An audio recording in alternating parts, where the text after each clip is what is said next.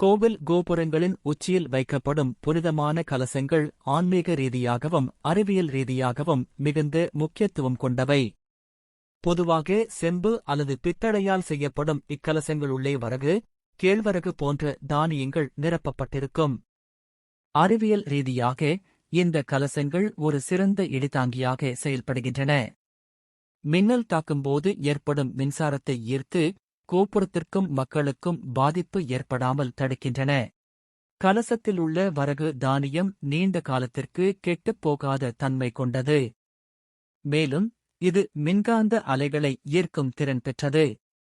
12 ஆண்டுகளுக்கு ஒருமுறை நடைபெறும் மகா கும்பாபிஷேகத்தின் போது கலசத்தில் உள்ள பழைய தானியங்கள் மாற்றப்பட்டு புதிய தானியங்கள் நிரப்பப்படுகின்றன. கோபுர தரிசனம் கோடி புண்ணியம் என்ற பழமொழிக்கு ஏற்ப கோபுர கலசத்தை வணங்குவது இறைவனின் அருளை நேரடியாகப் பெறுவதற்கு சமமாக கருதப்படுகிறது.